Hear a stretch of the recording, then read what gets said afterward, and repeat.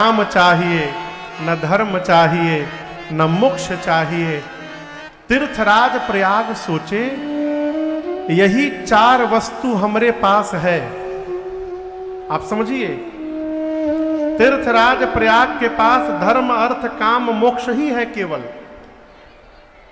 और जो उनके पास पूंजी है भरत जी को वो चाहिए ही नहीं। अब तीर्थराज प्रयाग सोच में पड़ गए कि भरत जी अब क्या मांगेंगे और मैं उनको कैसे दूंगा। पूछे क्या चाहिए आपको? भरत जी बोले, जन्म जन्म जब जब धरती पर जन्म लूं,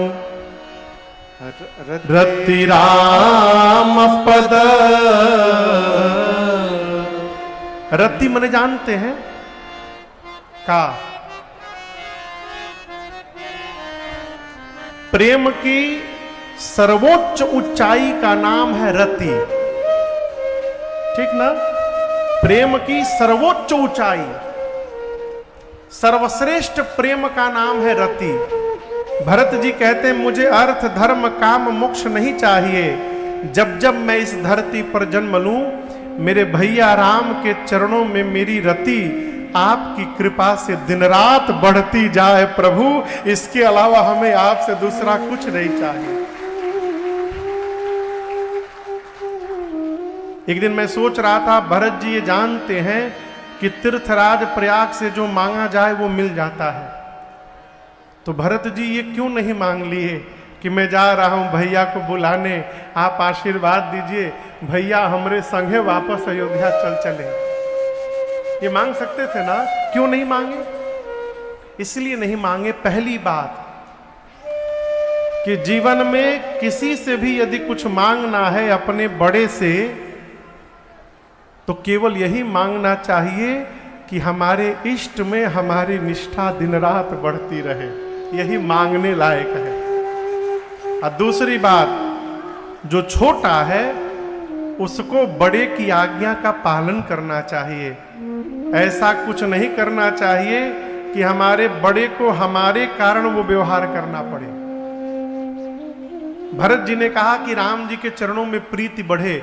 अब इसके आगे वाली बात वर्तमान समय के लिए अटपटी बात है। क्यों महाराज?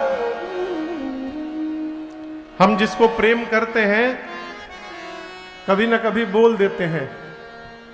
क्या बोल देते हैं? देखिए भाई साहब, आप समझ नहीं पा रहे हैं कि हम आपको कितना प्रेम करते हैं। आप समझ नहीं पा रहे हैं। और एक बात जीवन भर याद रखिएगा, जहां समझाना पड़ता है वहां प्रेम होता ही नहीं है।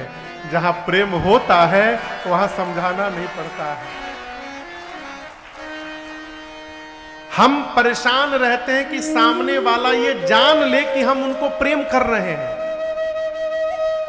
अब भरत जी क्या कहते हैं कि हे तीर्थराज प्रयाग, आप आशीर्वाद दीजिए, मेरे भैया को ये न पता चलने पाए कि मैं उनको प्रेम करता हूं। प्रयाग पूछे, राम जी आपको क्या जाने? भरत जी कहते हैं, जाना ही राम कुटिल करे मोही। मेरे भैया मुझे कुटिल समझे। लोग कहे गुर साहेब द्रोही। लोग मुझे अपने गुरु का, अपने स्वामी का द्रोही समझे। तीर्थराज प्रयाग पूछे, भरत जी ऐसे क्यों बोल रहे हैं आप? भरत जी बोले, प्रयाग जी, कोई हमको प्रेम करे तब हम प्रेम करें, ये प्रेम नहीं है। प्रेम है कोई हमको बुरा भला भी कह रहा है, उसके बाद भी हम उसको प्रेम कर रहे हैं, ये प्रेम है।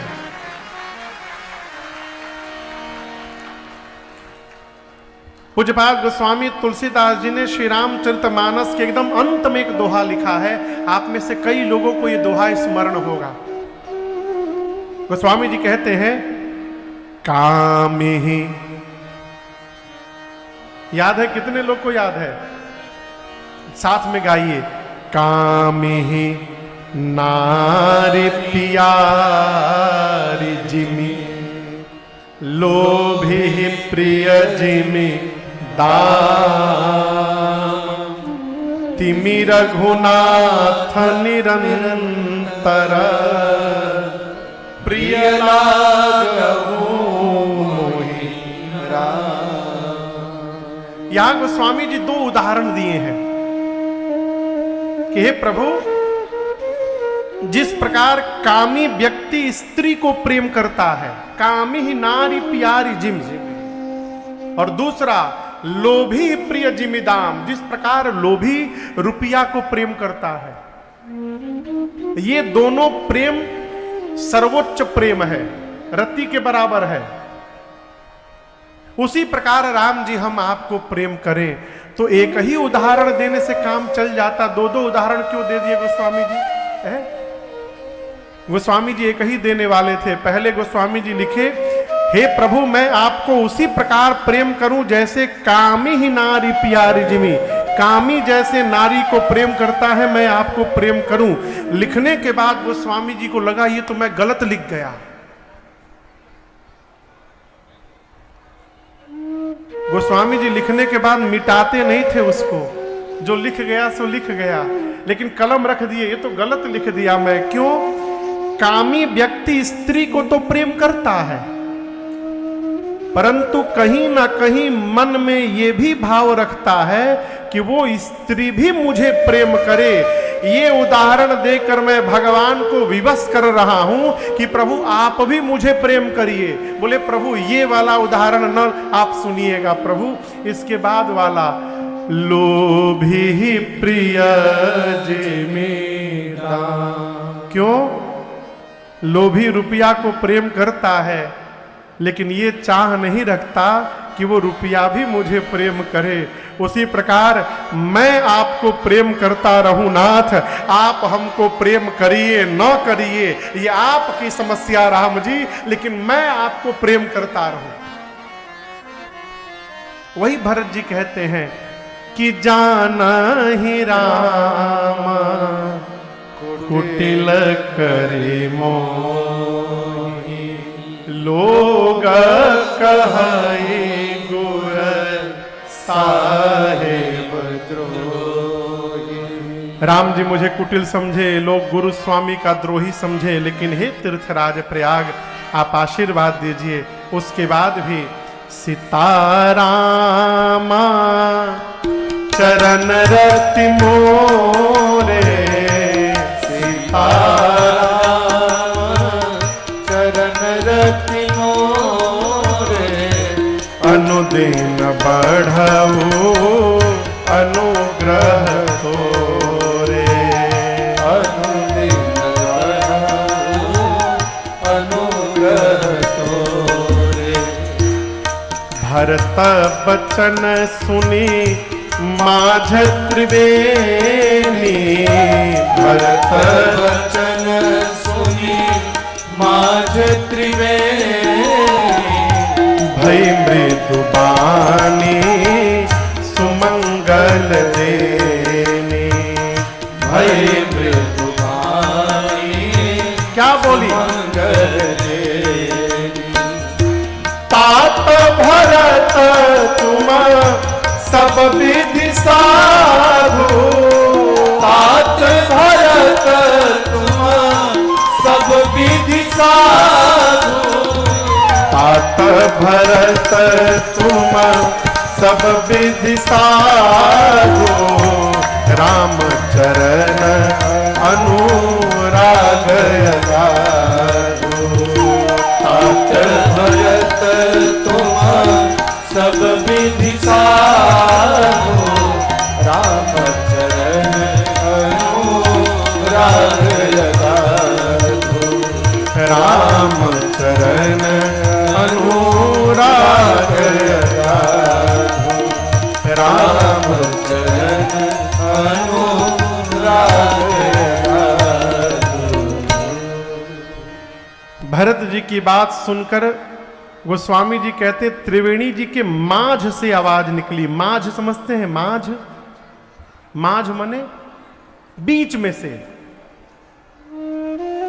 तो जिन सरस्वती जी को लेके भरत जी को भय था त्रिवेणी जी के बीच में कौन है? सरस्वती जी। सरस्वती जी ही बोल पड़ी। क्या बोल पड़ी? हे भरत जी, आप सब प्रकार साधु हैं, आप राम जी को अगाध प्रेम करते हैं। राम जी जितना आपको प्रेम करते हैं ना भरत जी, उतना किसी को नहीं करते हैं। आप व्यर्थ में ग्लानि में हैं। भरत जी सुनकर प्रसन्न हुए और पूरे समाज को लेकर भरत भैया तीर्थराज प्रयाग में भरद्वाज जी के आश्रम में जाकर के बैठे। अब ये दृश्य देखिए, सब लोग बैठे हैं, भरत जी सिर नीचे झुका करके बैठे हैं। क्यों? जानते हैं क्यों? भरत जी को लगता है, गोस्वामी जी कहते हैं, भरत जी सोच रहे हैं कि मुनि पूछब कछु यह बड़ा सोचू। यदि भरद्वाज जी पूछ दे कि भरत जी आप ये सेना परिवार समाज लेके वन में कहां जा रहे हैं, तो मैं क्या बोलूंगा कि मुझे जन्म देने वाली मेरी मां ने ही मेरे भैया को वन में भेज दिया। ये सोचकर भरत जी को संकोच है, बोल नहीं पा रहे हैं। अब यहां एक मर्यादित व्यवहार का दर्शन करिए। बोलूं? घर परिवार में यदि किसी हमारे अपने द्वारा ऐसा कोई कर्म हो जाए कि वो मारे संकोच हमसे बोल नहीं पा रहा है, तो मर्यादा ये कहती है यदि वो संकोच के कारण नहीं बोल पा रहा है तो आप उसके बोलने की प्रतीक्षा न करिए, आप ही अपनी ओर से आगे बढ़कर के वार्ता प्रारंभ कर दीजिए और सामने वाले के सोच को समाप्त कर दीजिए। भरत जी सोच के कारण नहीं बोल पा रहे हैं तो भरद्वाज जी अपनी ओर से बोले, भरत भैया हम एक बात कहें, आप व्यर्थ में ग्लानि कर रहे हैं। भरत जी मैं कहता हूं आपकी मां कैकेयी का कोई अपराध नहीं है, वो तो सरस्वती जी आई, मति बदल कर पलट कर चली गई। हम एक बात कहें भरत जी, मुझे पता चला है कि आपको गुरु जी ने कहा था राजा बनने के लिए, सुमंत जी ने कहा था राजा बनने के लिए, कौशल्या मैया ने भी कहा आपको राजा बनने के लिए, राम जी भी सुमंत जी से सूचना भिजवाए थे कि आप राज सत्ता संभालिएगा। महाराज ने वचन भी दिया है कैकेयी जी को। एक बात कहे भरत जी, आप यदि राजा बन जाते ना तो अच्छा करते। किसने कहा? किसने कहा? श्री भरद्वाज जी कहते हैं भरत जी से, यदि आप राजा बन जाते भरत जी तो अच्छा करते। लेकिन मैं कहना चाहता हूं भरत जी, आप राजा नहीं बने तो अच्छा नहीं किए, आपने बहुत अच्छा किया। इसको समझिएगा, राजा बनते तो अच्छा करते, राजा नहीं बने तो बहुत अच्छा किए। क्यों किए? भगत को उसी पद पर बैठना चाहिए जिस पद पर बैठने के बाद संसार की ताकत वहां से कभी उतार न सके। और वो पद जानते हैं कौन सा है? वो पद है राम पद, भगवान का पद। भगवान के चरण में जिसको स्थान मिल गया वहां से वो कभी उतरने वाला नहीं है। राम पद को छोड़कर जिस पद पर बैठिएगा उतरना पड़ेगा, आज नहीं तो कल उतरना ही पड़ेगा। आप विधायक बन जाइए, भाई कोई नेता होता नहीं है ना यहाँ पे, क्षमा करिएगा यदि होंगे तो, हाँ प्रसंग बस हम कह रहे हैं। आप विधायक बन जाइए, सांसद बन जाइए, कब तक रहिएगा? 20 साल, 25 साल, 30 साल, लेकिन एक ना एक दिन तो उतरिएगा ना। अब बुरा ना मानिए, जिस दिन उतरेंगे उसी दिन भूत पकड़ेगा। जिस दिन उतरे उसी दिन भूत पकड़ेगा। जहां भी जाइएगा नाम बाद में बोला जाएगा, पहले भूतपूर्व।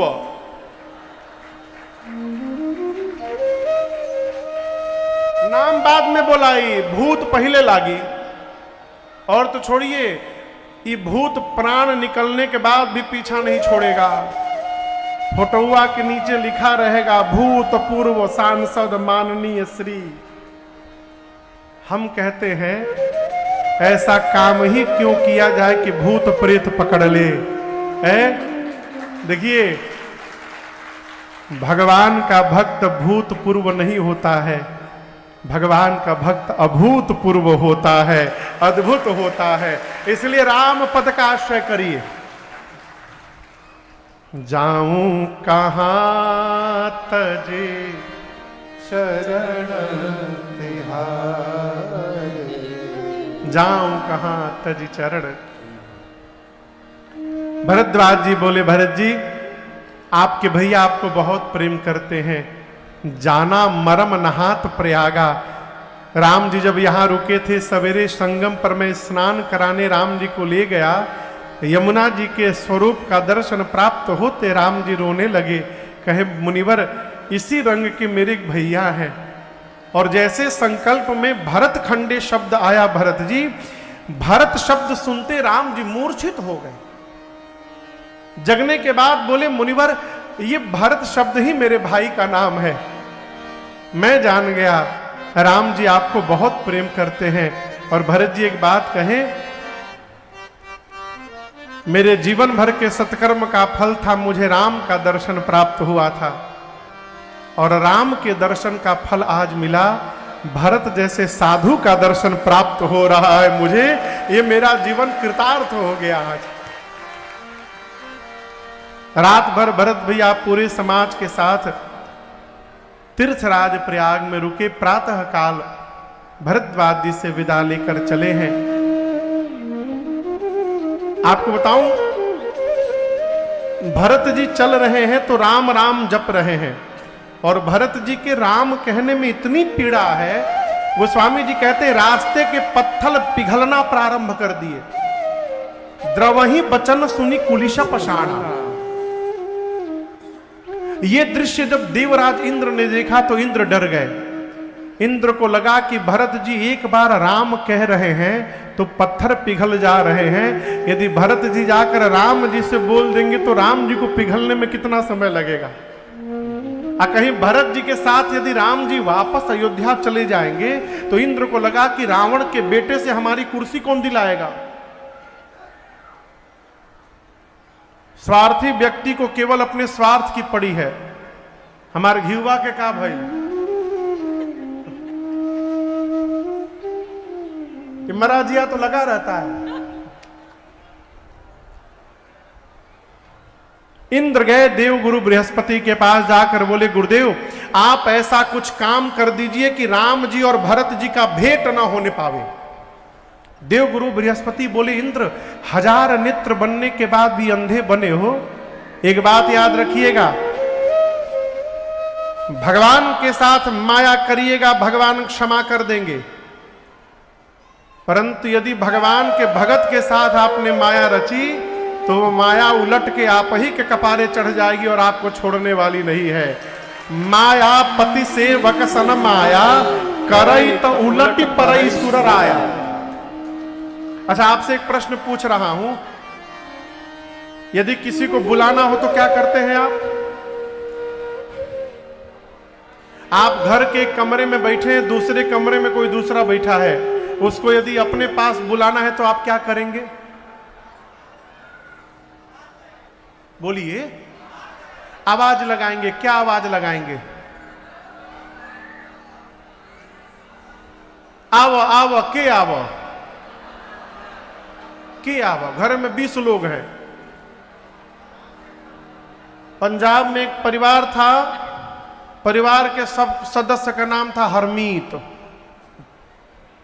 हरमीत, हर परिवार के हर सदस्य का नाम था हरमीत। 10-12 लोग थे घरवा में। बाबूजी का नाम हरमीत, माई का नाम हरमीत, लड़का का नाम हरमीत, बहू के नाम हरमीत, पोता पोती का नाम हरमीत। और उनके घर में फोन नहीं था, फोन था पड़ोसी के घर में।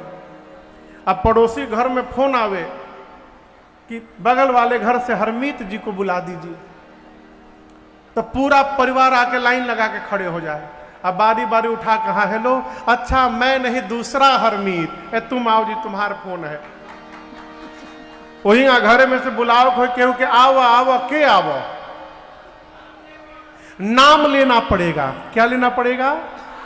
जिसको बुलाना चाहते हैं उसका क्या लेना पड़ेगा? नाम। हम जिसका नाम लेते हैं, बार बार लेते हैं, वो हमारे पास चला आता है।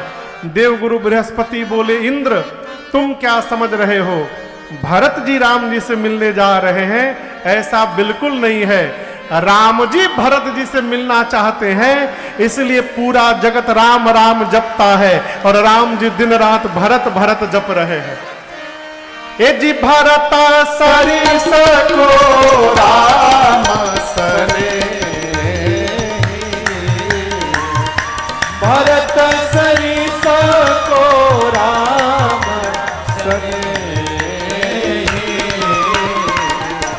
जग जप राम राम जप जे, जग जप राम राम जप जे, जग जप राम राम जप जे। पूरा जगत देवराज इंद्र राम राम जपता है, राम जी दिन रात भरत भरत जपते हैं। हम भगवान का नाम जपें, ये बड़ी बात नहीं है। भगवान हमको पुकारने लगे नाम लेकर, ये बहुत बड़ी बात है, ये प्रियता है।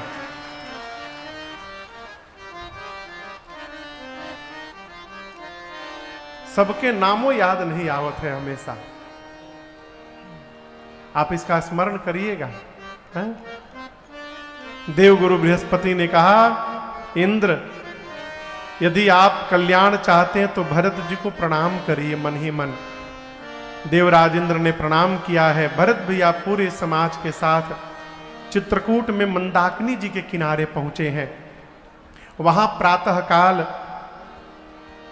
राम जी सोकर जगे तो सीता मैया कहती, प्रभु मैंने स्वप्न देखा है भोर बेला में कि भरत जी आए हैं और नाथ वियोग के कारण उनका शरीर दुर्बल हो गया है, साथ में माताएं भी हैं, लेकिन प्रभु आज सपनों में माताओं का स्वरूप मंगल नहीं दिखाई पड़ा। ये सुनकर राम जी विह्वल हो गए। लक्ष्मण जी के साथ भगवान शंकर का पूजन करने लगे।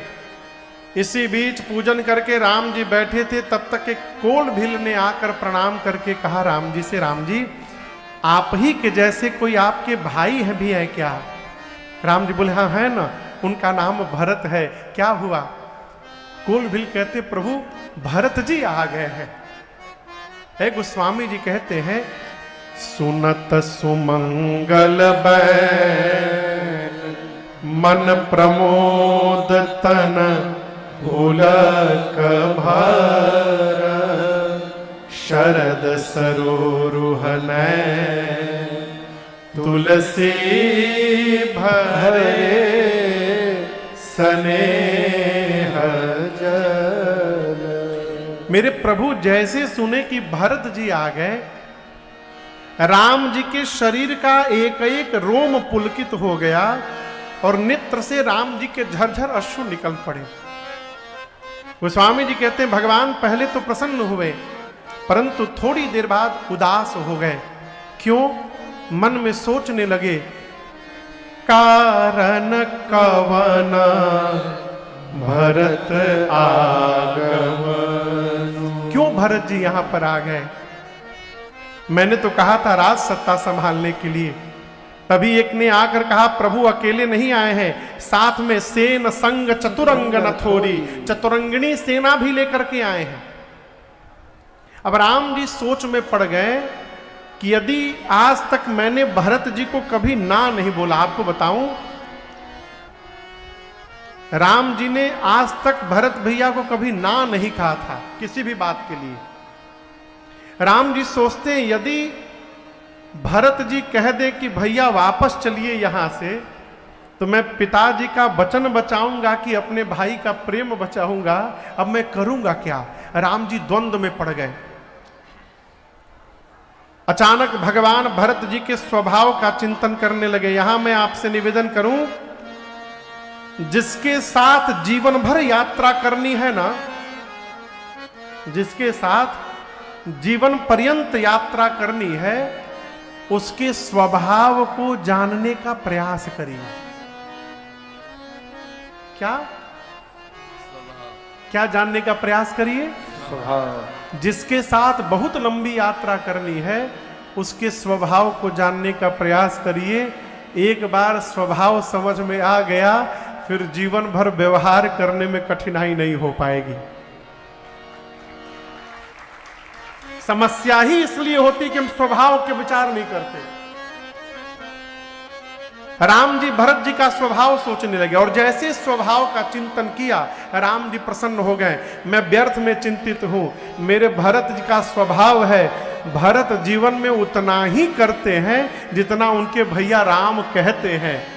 भरत कहे महू साधु सयाने। भरत जी मेरे कहने में रहते हैं।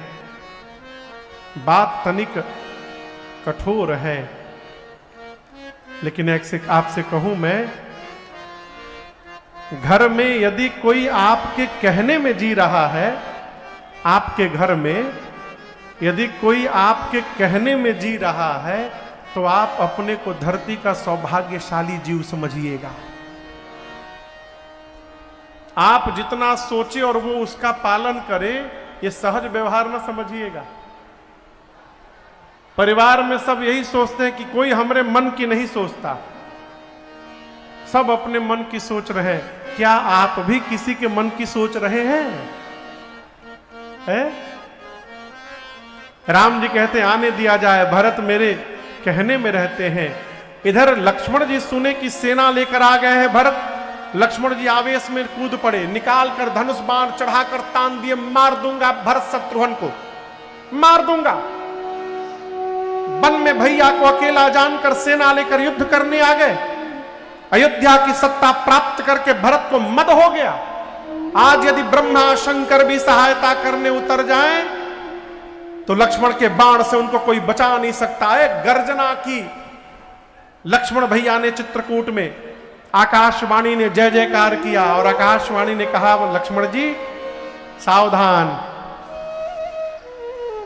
आवेश में आकर व्यवहार कर जाए और बाद में पश्चाताप करे, ये बुद्धिमान व्यक्ति के लक्षण नहीं हुआ करते हैं। राम जी ने लक्ष्मण जी से कहा, लक्ष्मण आपने कहा कि अयोध्या की सत्ता मिलने से मेरे भाई को मद हो गया है। मैं कहना चाहता हूं, मेरे भरत को अयोध्या क्या है, ब्रह्मा विष्णु और महेश की भी सत्ता यदि प्राप्त हो जाए, उसके बाद भी मेरे भाई को मद होने वाला नहीं है, ये मेरा विश्वास है। ये जानते हैं क्या है? विश्वास कभी एक तरफा होता ही नहीं है।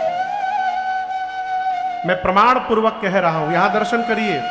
भरत जी को क्या विश्वास है, मैं कितना भी बड़ा अपराधी हूं। कल आपने श्रवण किया, भरत जी क्या बोले, मेरे कारण सब उत्पात हुआ है घर में, मैं अपराधी हूं, लेकिन जानता हूं भैया के पास जाऊंगा तो भैया मेरे अपराध को क्षमा करके और दौड़कर मुझे अपने गले लगा लेंगे। ये भरत जी का विश्वास है।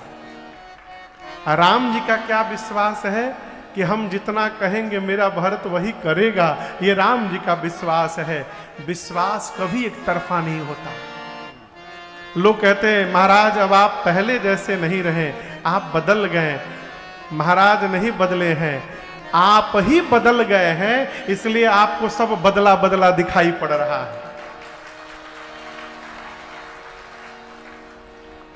इधर प्रातःकाल भरत भैया जगे, गुरुदेव माताओं से अनुमति लेकर सबसे पहले कहे कि मैं पहले भैया से मिलना चाहता हूं। निषाद राजगुह और शत्रुघ्न भैया के साथ भरत भैया चले हैं। निषाद राजगुह भरत जी को भगवान की कुटिया के द्वार पर ले आए। आश्रम के अंदर, आश्रम के द्वार पर, क्षमा करिएगा, आश्रम के अंदर कुटिया है। बाउंड्री के अंदर कुटिया है भगवान की। आश्रम के द्वार के बाहर लेकर आए। आश्रम के अंदर एक बरगद का वृक्ष है, उस पर चबूतरा बना है। चबूतरे के ऊपर राम जी सीता जी बैठे हैं, लक्ष्मण जी नीचे बैठे हैं। राम जी ने कुछ प्रश्न किया है, भरत भैया उस प्रश्न का उत्तर दे रहे हैं। द्वार पर खड़े होकर निषाद जी ने कहा, भरत जी वो देखिए आपके भैया, जाकर के प्रणाम कर लीजिए।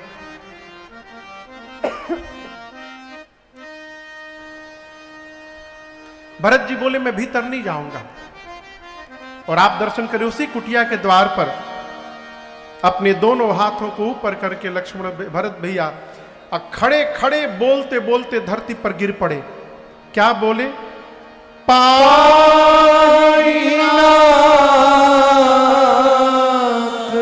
कही पाही गोसाई भूतल पड़े लकुट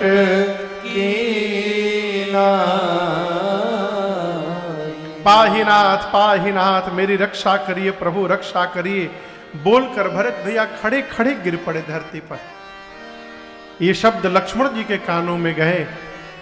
लक्ष्मण भैया ने राम जी को प्रणाम करते हुए कहा, प्रभु भैया भरत प्रणाम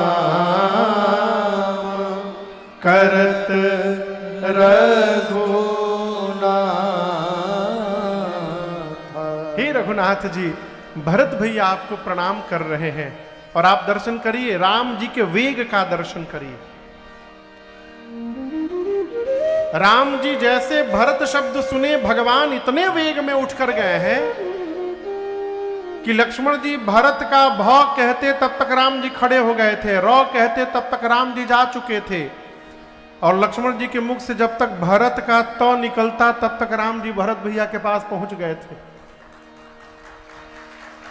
इतने वेग में गए कि भगवान के शरीर का पटका, एक हाथ का धनुष, एक हाथ का बाण, कमर का निशंग, ये चारों लक्ष्मण जी के पास गिर गए। बाबा कहते हैं, उठे राम सुनि प्रेम अधीरा, कहूँ पट कहूँ निसंग धनु तेरा, कहूँ पट कहूँ निसंग धनु तेरा, कहूँ पट कहूँ निसंग धनु तेरा। भगवान का पटका, धनुष, बाण, निसंग, ये चारों लक्ष्मण जी के पास गिर गए। क्यों गिर गए? भरत जी भी आए थे तो धर्म अर्थ काम मोक्ष छोड़कर आए थे, 4 वस्तु। राम जी भी गए तो 4 वस्तु छोड़कर गए। कथा कहती है, जितना त्याग करके हम भगवान के लिए दौड़ेंगे, भगवान भी उतना त्याग करके हमारे लिए दौड़ पड़ेंगे। इसलिए उठे राम सुनि प्रेम अधीरा, कहूँ पट कहूँ निसंग धनु तेरा, कहूँ पट कहूँ निसंग धनु तेरा, कहूँ पट कहूँ निसंग धनु तेरा। राम जी का पटका लक्ष्मण जी के पास गिर गया। पटके ने लक्ष्मण जी से पूछा, आपको पता है लक्ष्मण जी हम क्यों गिर गए?